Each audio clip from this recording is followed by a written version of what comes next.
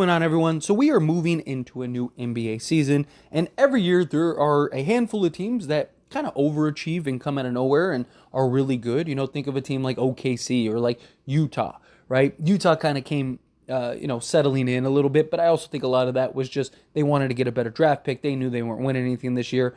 Even teams like the Pelicans were the number one seed in the West at one point, right? You have some of these teams that really surprise, right? The Heat, even I guess you can make an argument for. I don't really know if that was as big of a surprise as some of these other teams, but nonetheless, you have these teams that overachieve, and then you have some teams that underperform, that have been trying to kind of just figure it out, and the wheels are just spinning and nothing seems to be working. And so I want to go through some of the teams that I think will look to end up blowing everything up and unloading pieces and working out some types of trades this season or this offseason as they underperform this year. First one I want to start with is the Chicago Bulls.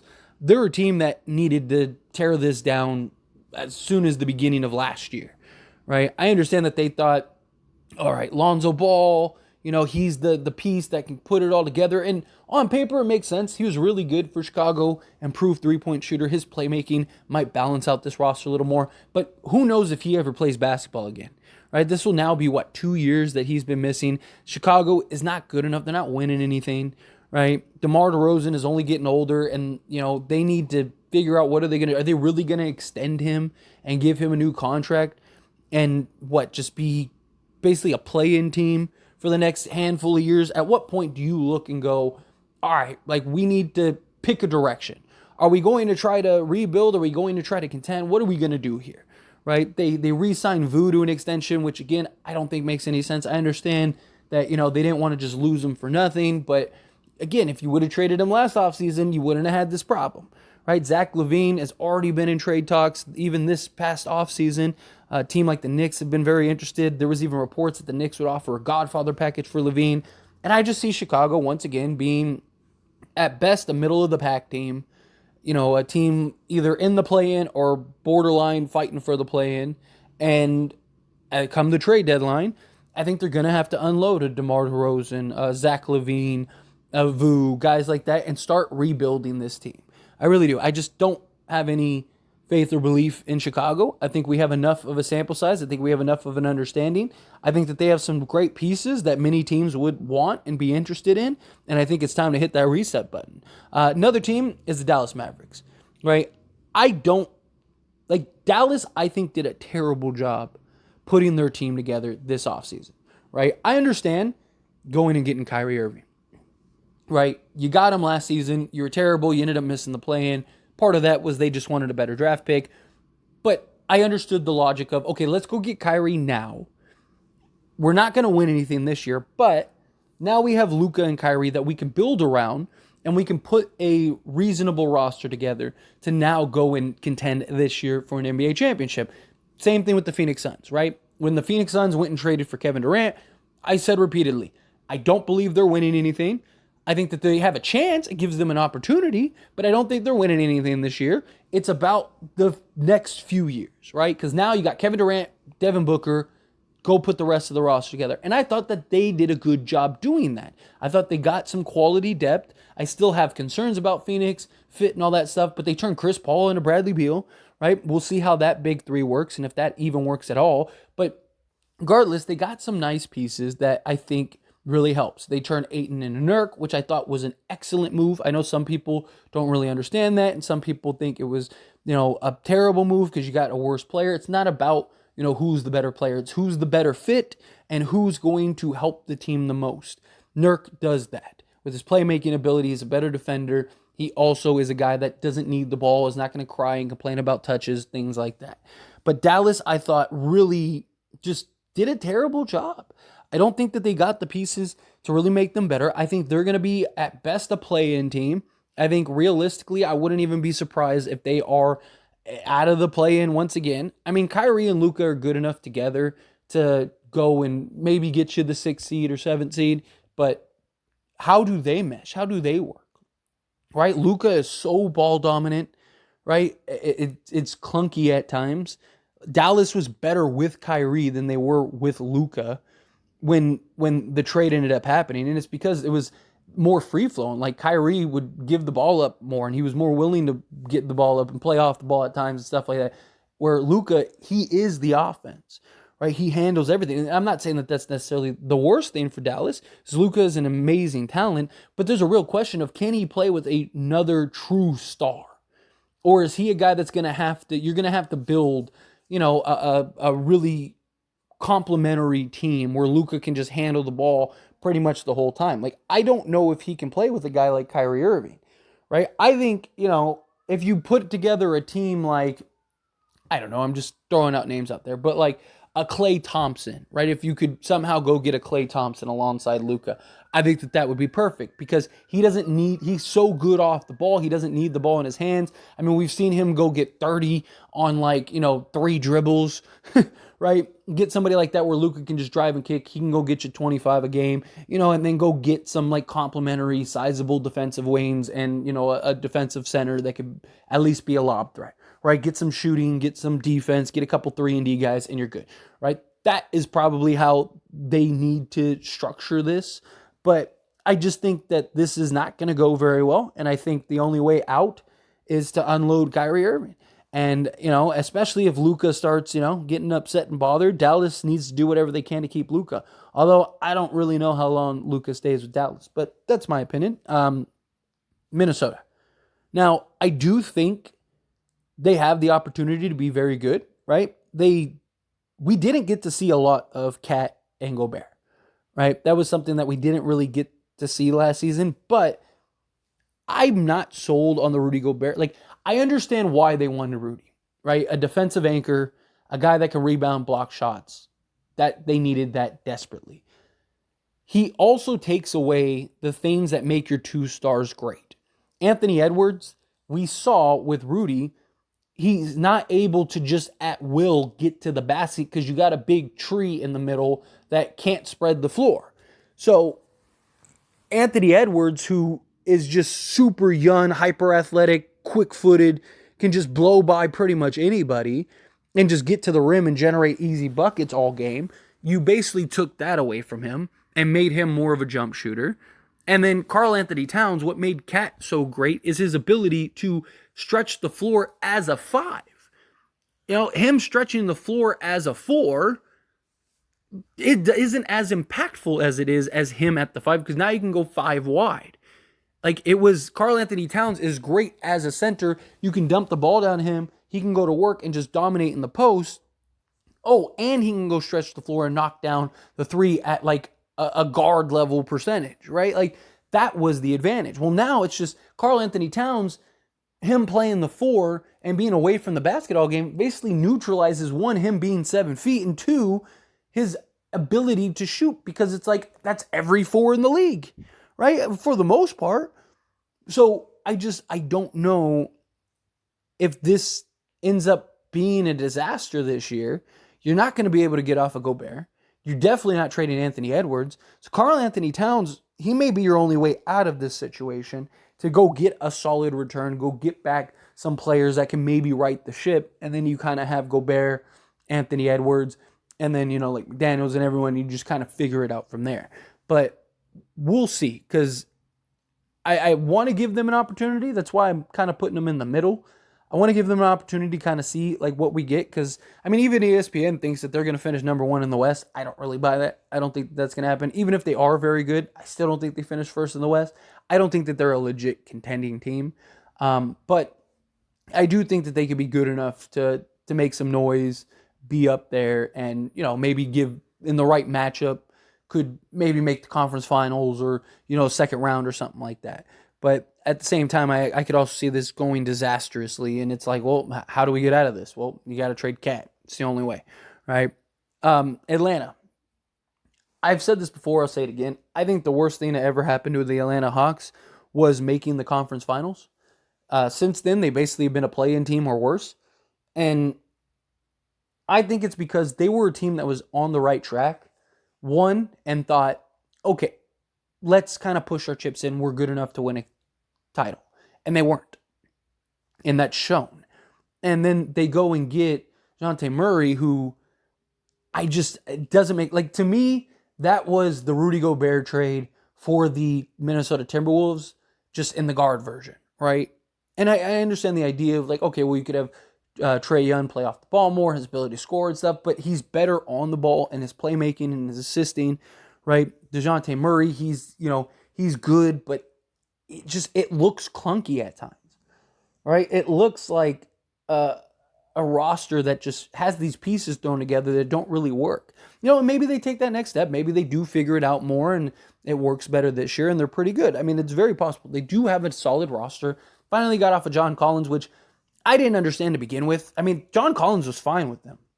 I mean, a lot of his ailments came from Atlanta because even when he was good, they were trying to trade him for whatever reason. Like, it just didn't make any sense. It was like, dude, he's been like your second, third best player since he came to Atlanta. It's been really good for you, and you want to trade him for what? Like, it just didn't make any sense.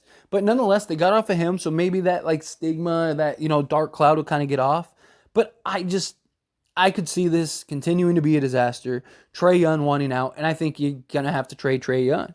I think Atlanta, I actually think they're built better for DeJounte Murray. I know some people think otherwise, but I think DeJounte Murray kind of gives you more of that run and gun. He's a little bigger. He's a guy that, can kind of be this drive and kick guy. I think he's a guy that could average nearly a triple-double with this roster if he doesn't have Trae Young. You could put the ball in his hands more and allow him go to work and kind of just have him just kind of run 5 out and just have him run and gun, right? Trae Young, again, I think is an excellent player, but he's also a defensive liability, turns the ball over heavily. He hasn't been the same shooter that he's been as far as percentage-wise goes. I just think you need to move off of Trae Young.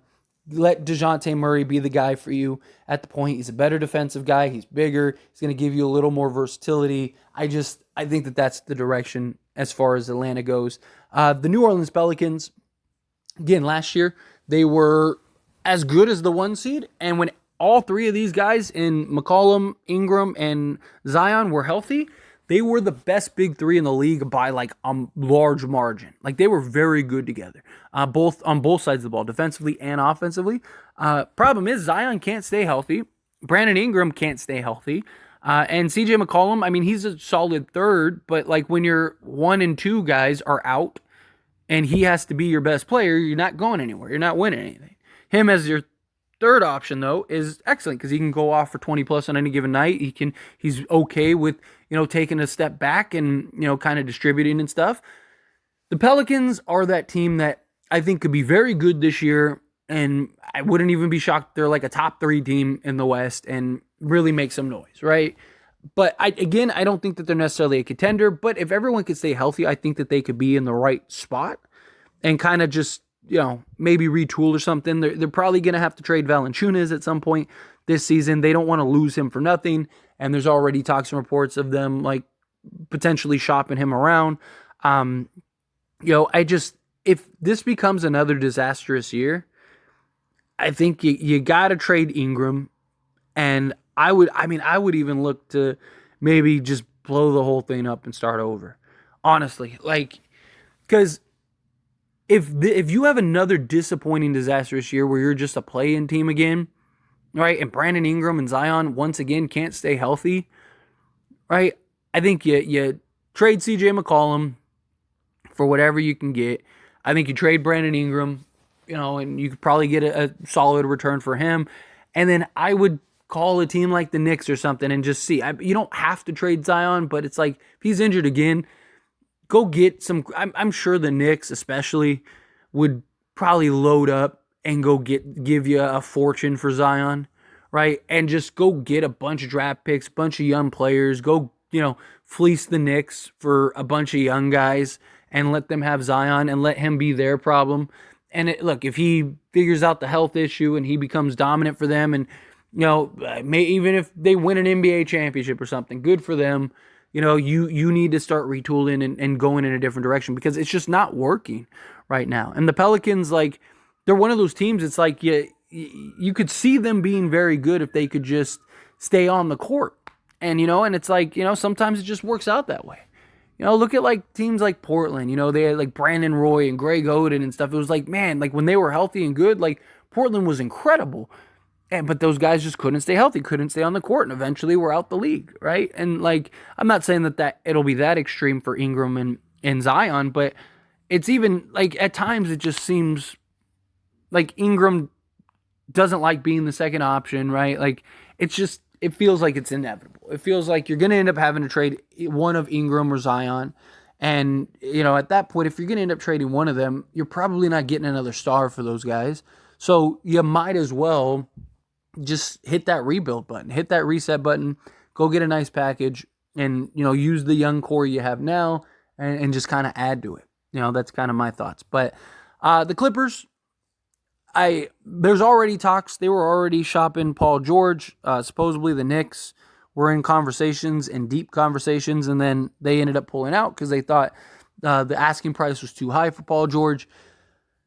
Clippers are that team every year. Everyone says, "Oh, this is the year for the Clippers. This is that. This is the other," and every year they just can't stay healthy and they can't stay on the basketball court. Right? Kawhi Leonard and Paul George, you can't rely on. At what point, if you're the Clippers, do you just say, all right, enough's enough? Are you really going to give Kawhi Leonard and Paul George new contracts? Right? Like, you might as well just go trade them. I don't know what the return would be, but you got to imagine some teams would take a chance on Kawhi Leonard, take a chance at Paul George, right? Like, there's some contending teams that might look at it, especially Paul George, because he's been a little healthier than Kawhi. I'm sure that there's some teams that might look at these two and go, if we don't have to lean on them so heavily, right? Like, then maybe we could go and get them. I just, outside of that, I don't know what the Clippers are going to do. Like, they have an owner in Steve Ballmer that, basically has billions of dollars stuffed under the couch. Like, he's not worried about the money. He's not worried about any of that stuff. But from an organizational standpoint, like, do you really want to be tied to these guys long term and just they can't stay on the court, they can't stay healthy, and you're just basically spinning your wheels year in and year out? I just think at some point it's like, all right, it's time to move on here, right? And I just think the Clippers, it's inevitable. Even if they just let everybody go, they'd have a ton of cap space, right? I mean, they basically have like 3 players on the roster next year. Like, I just, and they're chasing James Harden, which I just don't think makes any sense. I don't think James Harden really makes them any better, right? Like, and now James Harden's what, like the 4th option, right? Like, or 3rd option or whatever. Like, Russell Westbrook has been solid for them, and he makes a lot of sense because, he's going to play probably 80 games or whatever. So it's nice to have him as opposed to Kawhi and Paul George, who can't play more than like 30, right? It's just, I just don't see the Clippers doing anything again. And I just think that they're, once again, going to be a disappointment. But now, last team I want to talk about is the Cleveland Cavaliers. Now, if it wasn't, like, if Donovan Mitchell, and I know that there's reports that Donovan may be interested in signing an extension. It's one of those things, I'll believe it when I see it. If they underperform again this year, if they're a first-round exit or something, I think that they need to move off of Donovan Mitchell. Because, I mean, he didn't even want to be there to begin with, right? There's already, that feeling of like you got to trade either Garland or Mitchell. And I just think if you're a first round exit again this year, or even if you lose in the second round and you lose in a dominant fashion or something, I just think if you're the Cavs, you gotta look to move Mitchell, right? The problem is that it's probably the Knicks, right? Are probably the one team, and you're probably going to be limited as far as trade goes, but you didn't give up a ton to get him. And then now you kind of have Garland go, take 1 or 2 of the young guys from the Knicks and just kind of continue in the direction you're heading. And I do believe the Cavs will be good still and be good again, right? I think Donovan Mitchell, is absolutely dynamic and, a huge player and scorer for them. But I don't think I think if they lost Donovan Mitchell, they'd be fine, depending on what the return is, right? You'd still have, Mobley, you'd still have Garland as like your core guys. Those 2 are good enough to in a couple years be your franchise guys, and then just kind of keep heading in the direction you're heading. They are making the right choices. They are heading in the right direction. I just think that Donovan Mitchell is going to very likely force their hand and end up making them trade him. But anyway, as always, this is a discussion, so I pass the question on to you. Let me know your thoughts and opinions down in the comments below. What do you think? How do you feel? Do you agree with my teams? Do you not? Is there somebody else that you would add? However you feel, whatever your thoughts are, I'd love to hear it. Let me know down in the comments.